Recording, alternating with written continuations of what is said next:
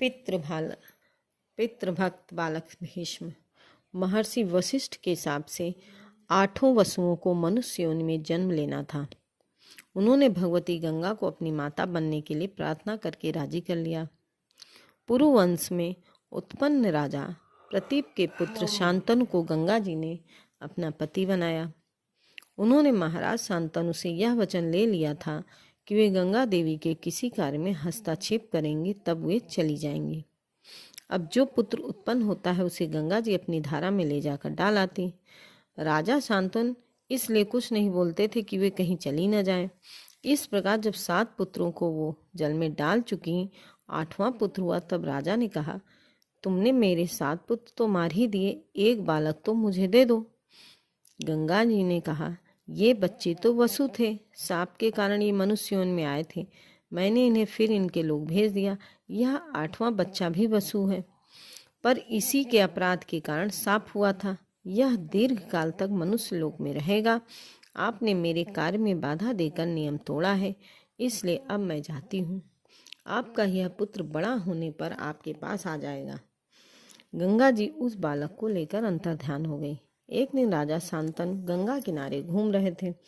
उन्होंने देखा गंगा जी में बहुत थोड़ा जल रह गया। इसका कारण जानने के लिए आगे बढ़े तो देखा एक तेजस्वी बालक दिव्य अस्त्रों से अभ्यास कर रहा है।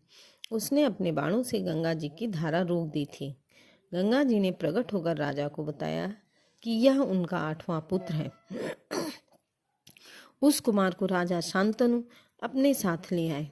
उसका नाम उन्होंने देवव्रत रखा। महर्षि वशिष्ठ से देवव्रत ने सांगोपांग वेदों की शिक्षा पाई थी। दैत्य गुरु शुक्राचार्य तथा देव गुरु बृहस्पति ने उसको राजनीति की शिक्षा दी थी तथा भगवान परशुराम ने उन्हें धनुर्वेद की शिक्षा दी थी। महाराजा शांतनु एक दिन यमुना तट पर घूम रहे थे। वहां उन्हें बहुत उत्तम सुगंध मिली। यह सुगंध योजनगंध सत्यवती के शरीर की थी। सुगंध की खोज करते हुए राजा सत्यवती के पास पहुंचे और उनके स्वरूप पर मोहित हो गए। उन्होंने उसे अपनी पत्नी बनाना चाहा। सत्यवती का पालन पोषण निषाद राज के हुआ। राजा शांतनु ने जब निषाद राज से उनकी कन्या मांगी तब निषाद ने कहा, मैं अपनी कन्या आपको तभी दे सकता हूँ जब आप यह प्रतिज्ञा करें कि आपके पीछे इस कन्या के गर्भ से उत्पन्न पुत्र ही राज का अधिकारी होगा। यद्यपि महाराजा शांतनु जो थे सत्यवती पर आसक्त हो चुके थे, परंतु अपने विनयी सुशील तथा योग पुत्र देवव्रत को अधिकार से वंचित करना उन्होंने स्वीकार नहीं किया और लौट आए लेकिन उनका चित्त वहीं लगा था। इस चिंता से वे दुर्बल पड़ने लगे। देवव्रत ने मंत्रियों सेवकों से पूछकर किसी प्रकार पिता की चिंता का कारण जान लिया। वे बड़े बूढ़े क्षत्रियों को लेकर निषाद राज के यहाँ गए और उनकी कन्या को अपने पिता के लिए मांगा। निषाद ने कहा, यह कन्या मेरी नहीं है, यह आप जैसे उच्च कुल राजकुल में उत्पन्न हुई है। इसके पिता ने मेरे यहाँ इसका पालन पोषण के लिए रखा है। वे तप करने चले गए।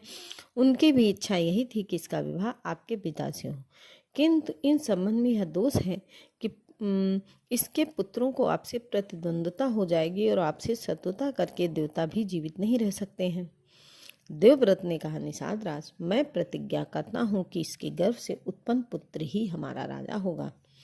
निषाद राज को इतने से भी संतोष नहीं हुआ तो उन्होंने कहा, राजकुमार, आपकी प्रतिज्ञा आप जैसे उत्तम पुरुष के ही योग्य है, किंतु मुझे भय है आपका पुत्र सत्यवती के पुत्र से राज्य छीन लेगा। देवव्रत ने कुछ सोचकर हाथ उठाकर कहा, मैंने अपने पिता के लिए राज का त्याग तो पहले ही कर दिया था। अब दूसरी प्रतिज्ञा करता हूँ, आज से मैं आजीवन ब्रह्मचर्य व्रत का पालन करूंगा। इस प्रतिज्ञा के करते ही आकाश से पुष्पों की वर्षा होने लगी। देवताओं ने इतनी भीषण कठोर प्रतिज्ञा करने के कारण देवव्रत का नाम भीष्म रख दिया। जब निषाद राज कन्या को लेकर भीष्म ने अपने पिता को दी तब शांतनु ने उन्हें आशीर्वाद देते हुए कहा, मेरा निष्पाप पुत्र जब तक जीना चाहेगा, जब तक मृत्यु इसका स्पर्श नहीं कर सकेगी, जब मेरा पुत्र इच्छा करेगा तभी मृत्यु से छू सकेगी। अपनी दृढ़ प्रतिज्ञा का जीवन भर भीष्म पितामह ने पालन किया और महाभारत के युद्ध में जब वे सरसैया पर गिर पड़े, शरीर पर रोम रोम के बाण लगे होने पर भी पिता के वरदान के प्रभाव से सूर्य के उत्तरायण होने तक वह जीवित बने रहे। धन्यवाद।